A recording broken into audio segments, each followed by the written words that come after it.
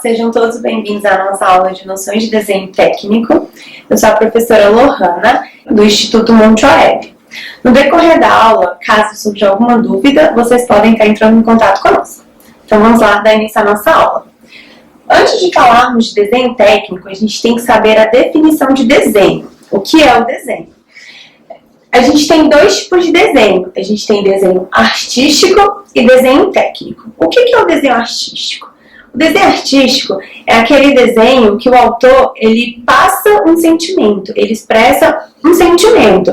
Esse desenho artístico ele pode ser interpretado de várias formas. Ele não tem uma interpretação fixa. Já o desenho técnico não. O desenho técnico ele tem uma interpretação exata. O projetista ele vai passar uma ideia exata do que ele está querendo expressar.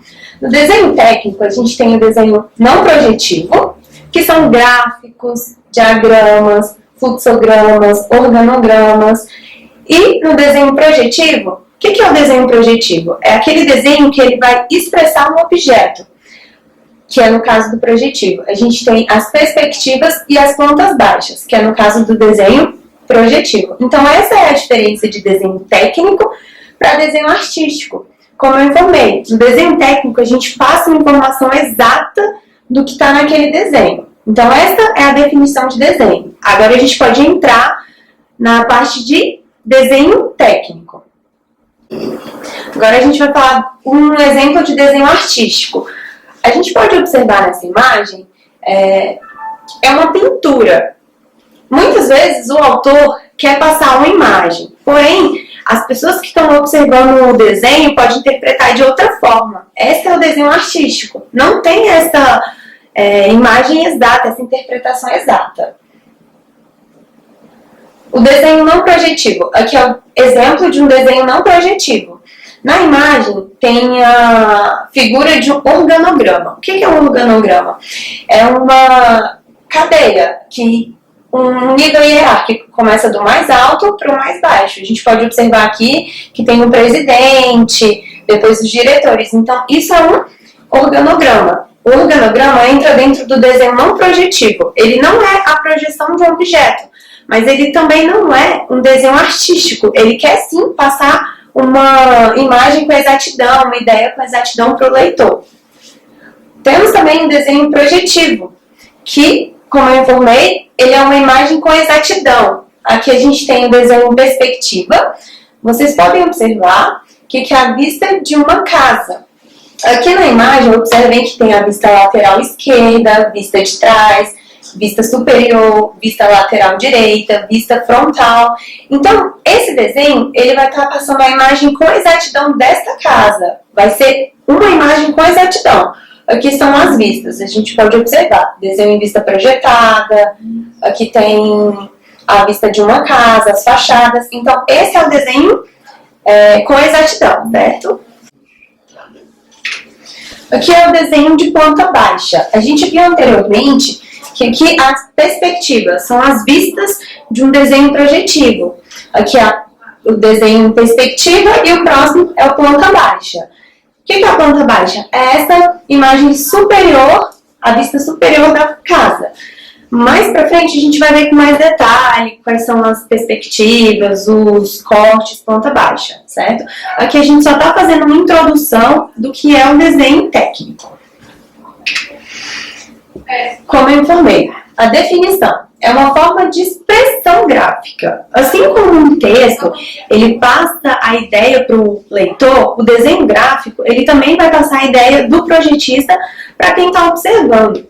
Só que diferente do texto, que passa essa ideia em forma de palavra, o desenho técnico ele vai representar por meio de forma, dimensão e posição de objetos. O que varia é as diferentes necessidades requeridas pelas diversas modalidades de engenharia e também de arquitetura. É importante lembrar que o desenho técnico, ele é uma área da engenharia e da arquitetura, é uma linguagem universal da engenharia e da arquitetura. Aqui a gente pode observar, na imagem abaixo, que temos um objeto. Esse objeto está sendo representado. Observem que tem medidas, então é com exatidão. como eu havia dito anteriormente. Tem essa exatidão na transmissão dessa imagem. E aqui a gente tem dimensão, forma, posição. Muitas vezes a gente tem um objeto e esse objeto ele tem várias vistas. Dependendo da vista, se a gente for representar num desenho, a gente tem que representar de diversas formas para ter mais detalhes do desenho. Então, como eu informei, essa é a exatidão do desenho técnico. Padronização. Para transformar o desenho técnico em uma linguagem gráfica, foi necessário padronizar seus procedimentos de representação gráfica. E essa padronização é feita por meio de normas técnicas seguidas e respeitadas internacionalmente. O que é essa padronização? Essa padronização ela é realizada por meio de normas. O que são essas normas? Essas normas são documentos que expressam regras, diretrizes, e nesses documentos, as pessoas que vão fazer o desenho técnico têm que seguir essas normas, certo? Para que serve essa padronização? Como eu havia dito anteriormente, o desenho técnico ele é padronizado, ele é uma linguagem universal que tem que ser seguido tanto na área da arquitetura e da engenharia. Para não ocorrer uma bagunça, é feita essa padronização por meio de normas. Então, vamos supor que eu seja um projetista, eu fiz um desenho. Se não tiver uma norma esclarecendo quais são o tamanho de linhas, as formas, eu vou fazer de uma forma. O leitor, ele pode interpretar de outra forma. E não é isso que o desenho técnico ele quer passar. Ele quer passar a ideia com exatidão. Então, por isso que é utilizado as normas. Mais pra frente a gente vai ver as normas que a gente utiliza no desenho técnico, certo? No Brasil, a gente utiliza as normas da ABNT. O que é a ABNT? A ABNT é a Associação Brasileira de Normas Técnicas. Então, a gente segue as normas da ABNT, certo? Aqui são algumas normas da ABNT que a gente utiliza. A NBR 10647 é a norma de desenho técnico. Essa é a norma geral. Alguns dos conceitos que a gente viu anteriormente, eles estão dentro da norma geral da ABNT, como, por exemplo, o desenho projetivo, o desenho não projetivo. Todos esses conceitos estão dentro da norma geral, que é a norma básica do desenho técnico. A gente também tem a NBR 10068, que é a folha de desenho, o layout e dimensões. Então, para a gente fazer um projeto, a gente tem que ter uma folha. Essa folha tem as suas dimensões, não é qualquer folha, não é qualquer tamanho, e a gente tem que seguir a NBR 10068.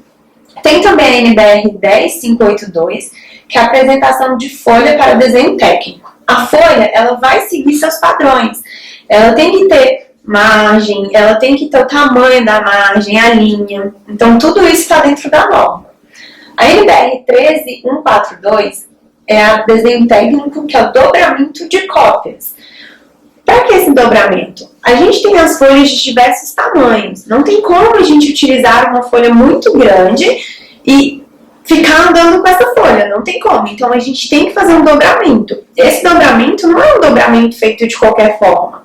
A norma estabelece a forma de fazer o dobramento, que é a forma de visualização, a forma que é correta. Então, tem uma norma para dobramento também. A NBR 8402, ela fala da execução de caracteres para escrita em desenhos técnicos. Então, tem que ser seguido uma forma de escrita, não é qualquer tipo de letra, tem a norma também. A próxima é a NBR 8403. Ela fala da aplicação de linhas em desenhos, os tipos de linha, as larguras das linhas. Mais pra frente a gente vai ver com mais detalhe esses assuntos. A próxima é a NBR 10067, que são princípios gerais de representação em desenho. A outra NBR é a 8196, que é desenho técnico, emprego de escalas. É uma norma muito importante. No desenho, a gente utiliza muita escala, porque nem sempre a gente vai estar trabalhando com desenho no seu tamanho real. Então, é bastante importante a NBR 8196. A próxima é a NBR 12298. Ela fala da representação de área de corte por meio de rachuras em desenho técnico. O que são essas rachuras? No desenho, a gente representa os materiais que compõem aquela, por exemplo, uma parede. A gente vai representar no desenho qual é o material que compõe aquela parede. E a gente representa por meio de rachures. E na norma também fala. A NBR 10126, ela fala sobre a contagem em desenho técnico. O que seria essa contagem? Essa contagem é a questão de cota, o tamanho, certo? A próxima é a NBR 8404, que é a indicação do estado de superfície em desenhos técnicos. Que é o estado mesmo do desenho. Você não pode apresentar um desenho de qualquer forma. A outra é a NBR 6158, que é o sistema de tolerâncias e ajustes. E a última é a NBR 8993, que é a representação convencional das partes roscadas em desenho técnico. O que são essas partes roscadas? Por exemplo, um parafuso. Então, a norma também fala a forma de apresentação. Então, como eu falei anteriormente, é toda essa padronização. E essa padronização é feita por meio dessas normas. Já pensou se a gente não tivesse uma norma padronizando todos esses desenhos? Imagina que bagunça seria. Por exemplo, a norma que fala sobre linhas, aplicação de linhas em desenhos, os tipos de linha. Se a gente utilizar qualquer linha, a gente não vai conseguir passar essa ideia com exatidão. Então, é justamente por isso que foi feita essa padronização no desenho técnico, certo? Dando continuidade, aqui é a norma NBR 10647. Como eu informei, essa é a norma básica, essa é a norma geral do desenho técnico. Vocês podem observar aqui nessa norma, aqui ó, a ABNT, Associação Brasileira de Normas Técnicas, o local, a data, aqui tem o objetivo, aqui diz, o objetivo dessa norma. Essa norma define os termos empregados em desenho técnico. Então, são os termos que a gente vai utilizar na construção de um desenho, é o que fala essa norma. As definições. Para o efeito dessa norma, são adotadas as definições de 2.1 a 2.6, que são os tópicos aqui da norma. A definição que a gente já viu anteriormente, que é desenho projetivo, o que não é desenho projetivo, e os tópicos. Então, esta é a norma. E as normas, elas são padrões, então todas as outras normas são desse modelo. Só que vai me dar o objetivo, as definições, certo? Agora vamos falar sobre materiais para desenho técnico. Com a evolução da tecnologia, a gente deixa de utilizar esses materiais. Vão surgindo programas com a finalidade de todos esses materiais, com as funções. Então, a gente deixa de utilizar esses materiais. Mas é de extrema importância que a gente saiba para que serve cada material, qual o nome de cada material. Então, aqui a gente vai falar sobre esses materiais. Primeiro, a gente vai falar sobre a prancheta. A prancheta ela é uma mesa que serve para apoio do papel. Geralmente ela é de madeira e tem esse formato retangular. Aqui a gente tem uma prancheta fixa e uma móvel. Essa daqui é mais fácil, caso você precise transportar. Então essas são as duas formas de prancheta. O próximo é a régua paralela ou a régua em T. Essa régua, ela serve tanto para fazer traços horizontais, quanto para utilizar como apoio do escalímetro, de outros materiais que a gente vai utilizar para realizar os desenhos. Essa régua paralela, ela é uma evolução da régua T. Ela tem a mesma finalidade da régua. Ela só é uma forma diferente. Vocês podem observar que a régua paralela, ela é fixa nas laterais da prancheta. A régua T não, ela vai ser, você pode remover a hora que você quiser, você vai fixar na lateral da prancheta. Então essa é a diferença da régua paralela e da régua T. Como eu disse, é só uma evolução, as duas têm a mesma finalidade. Aqui é o exemplo da régua T. Aqui ela está sendo utilizada para fazer as linhas horizontais. Aqui ela já está sendo utilizada como apoio para os materiais. A gente observou essas imagens. O próximo material é o escalímetro. O escalímetro, ele serve para fazer medições. Observem que o escalímetro, ele tem uma escala. Cada ponto do escalímetro é representado por uma escala. E é importante ressaltar que o escalímetro ele é apenas para fazer medições. Ele não é utilizado como um equipamento para fazer as linhas. Você utilizando o escalímetro para fazer linhas pode ir danificando o seu escalímetro e futuramente você não conseguir utilizar com precisão para fazer essas marcações. Então o escalímetro é apenas para fazer a medição. Você utilizou ele, localizou no papel o tamanho que você quer fazer seu desenho e vai fazer um traço apenas. Depois você vem com sua régua T ou sua régua paralela e faz o traço que necessita, certo? O próximo são os esquadros. Os esquadros, eles são réguas utilizadas para fazer traços horizontais, verticais ou diagonais. A gente tem dois tipos de esquadros. A gente tem o esquadro de 45 graus e o esquadro de 30 e 60. Esse esquadro aqui de 30 e 60, ele apresenta três ângulos, que são 30, 60 e um ângulo de 90 graus. O esquadro de 40, todas as extremidades apresentam um grau de 45. Os esquadros, quando a gente utiliza os dois em conjunto, a gente consegue formar mais ângulos. Nessa imagem, a gente pode observar aqui, a gente está tendo um esquadro de 30 e 60 graus e o outro esquadro de 45 graus.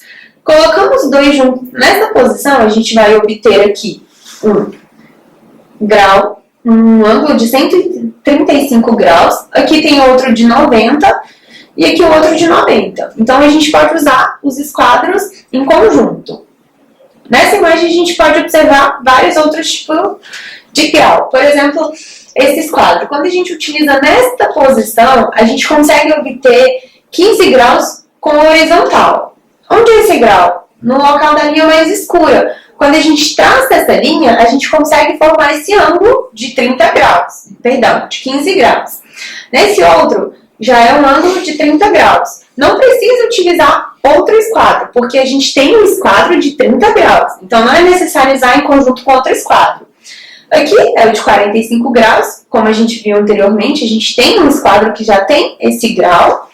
O de 60, o outro aqui é o 75 com a horizontal, a gente juntou os dois e esta linha, ela forma o ângulo de 75 graus. O de 90, que também não é necessário utilizar em conjunto com outro esquadro. Temos o de 105 com o horizonte, nesta posição. O de 120, observa que a gente também não precisa utilizar outro esquadro. A gente utilizando o esquadro de 90 graus, a gente já consegue fazer esse ângulo. Porém, é só o lado invertido, não é o de 90, é o outro ângulo. O de 45, 150 e o de 165. Então, essas são as posições que a gente consegue utilizar os esquadros e formar vários ângulos. Qual a necessidade de fazer essa junção de esquadros? Nem sempre os esquadros, os desenhos que a gente vai utilizar vão possuir os ângulos dos esquadros convencionais, para ter mais opções de desenhos. Outro material é o compasso. O compasso ele é utilizado para marcação de circunferência. Observem que o compasso ele apresenta uma ponta seca. O que é essa ponta seca? Essa ponta é a ponta que a gente vai deixar fixa e uma ponta com grafite. É a ponta que a gente vai utilizar para a realização da circunferência. O compasso ele é flexível, então a gente consegue colocar o compasso de acordo com o raio que você desejar. Dando continuidade. O próximo material é o transferidor. O transferidor ele é um material utilizado para marcação de ângulos. O transferidor, no caso desse transferidor, ele tem um centro e aqui vários ângulos.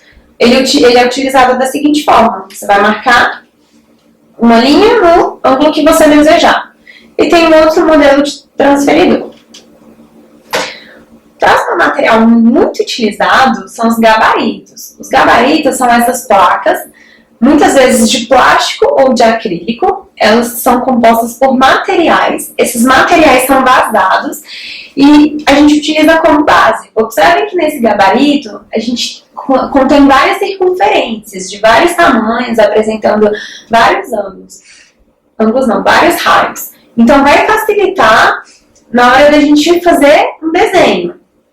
Outro aqui, gabarito, é o gabarito no caso de um banheiro. A gente tem o lavatório, a bacia, o bidê. Observem que aqui tem vários tipos, que é o clássico, o funcional, o popular. Então, esses gabaritos facilitam muito na hora de fazer um desenho. Imagina a gente tendo que desenhar um lavatório. Olha a dificuldade, né? Então, ele facilita muito. Como eu informei anteriormente, a gente hoje não utiliza muito devido à evolução da tecnologia. A gente tem muito programa que representa, que faz a representação desses desenhos. Mas ainda a gente encontra esses gabaritos. E facilita muito na confecção dos nossos desenhos. O próximo material é o lápis. O lápis ele é classificado com números e com letras. Aqui, por exemplo, a letra H. A letra H, ela informa que o lápis ele apresenta uma consistência de dura a extremamente dura. O B já é uma consistência de macia a extremamente macia. O que vai mudar são os números. Quando o lápis tem o H e não tem nenhum número, ele quer dizer que ele tem uma extremidade, ele é duro. E o 6, ele já é extremamente duro. Então, o que vai variar são os números. Quanto maior o número, mais duro é o lápis. No caso do H. O outro é o B, que é da mesma forma. Ele apresenta um número e a letra. O número, ele vai apresentar a consistência. Aqui a gente tem B até o 6B. Então, quanto maior o número, quer dizer que ele é mais macio. Os lápis mais comuns no desenho técnico é o H, que são para traços finos ou espessura de 0,5 milímetros. O B, para traços intermediários ou espessura de 0,7 milímetros. E o 2B, que para traços fortes ou espessura de 0,9 milímetros. Aqui embaixo tem uma imagem ilustrativa representando a forma do lápis. Como a gente viu aqui, o mais utilizado são esses aqui. O H. O H, ele é para traços finos ou espessura de 0,5. Observem o formato do H. Então, o lápis ele é muito importante na hora de a gente fazer um desenho. Imagina se a gente vai fazer um traço fino e utiliza o lápis 6B. Não vai ficar legal, não vai passar a ideia do que você quer representar. Então, por isso que ele é importante.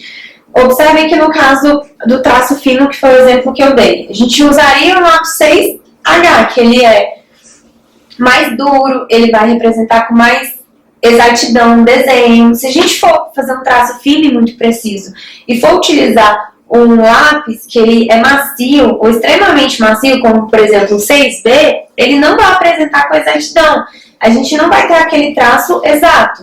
Então, por isso que é importante o lápis correto para cada tipo de desenho. As linhas. A gente viu que os lápis eles são utilizados para cada tipo de situação. Aqui a gente vai entrar nas linhas. A NBR 8403, ela determina quais são os tipos de linhas que devem ser usadas em desenho técnico. Ela é classificada em 3 tipos. A gente tem a linha grossa, média e fina. São os 3 tipos de linha. A grossa, que a gente observa nessa primeira opção aqui, são para arestas e contornos visíveis. Mais para frente a gente vai ver a aplicação prática das linhas. A tracejada com ponto, ela é linhas de corte. Aí a gente já entra para a média. Na média a gente tem a tracejada, que são arestas e contornos não visíveis. A outra que é linhas de ruptura curta. E já entramos para a fina. A fina a gente tem linha de corte, de extensão, rachura e linha de chamada. Essa é a linha mais fina. E temos também eixos de simetria e linhas de centro, que é uma linha tracejada e com ponto, da mesma forma que a grossa. Porém, a gente vai utilizar uma linha mais fina. E a linha de ruptura.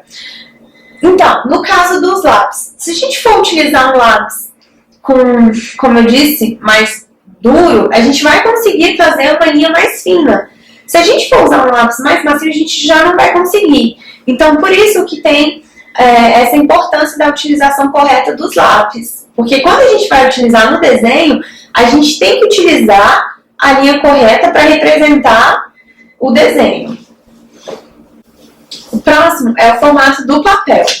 A NBR 10068 de 87, ela fala sobre folhas de desenho, layout e dimensão, que são os tamanhos dos papéis.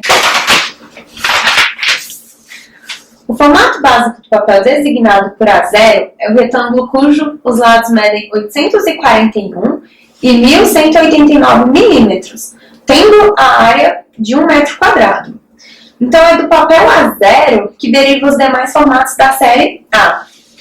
Suponha que esse seja o formato de um papel A0, medindo 841 e 1.189 milímetros. Ao dobrarmos esse papel ao meio, a gente vai fazer o papel A1, que o A1 vai ficar o quê? Com 841 milímetros, que é a metade da altura do outro papel. Dobrando novamente, a gente vai ter o papel A2, dobrando novamente o papel A3 e mais uma vez o papel A4. Então, é dessa forma que funciona. O A0, que vai derivar o A1, o A2, o A3 e o A4, certo? Aqui são as dimensões do papel. O A0, ele mede 841 e 1.189. O A1, 594 e 841. O A2, 420 por 594. O A3, 297 por 420. O A4, 210 por 297.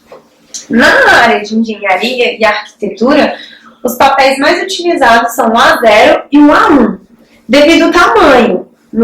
Em projetos de arquitetura e engenharia, a gente tem muitos detalhes, muitas informações. Então, esses são os papéis mais utilizados, devido à quantidade de informações que apresentam no projeto. Então, são os dois mais utilizados.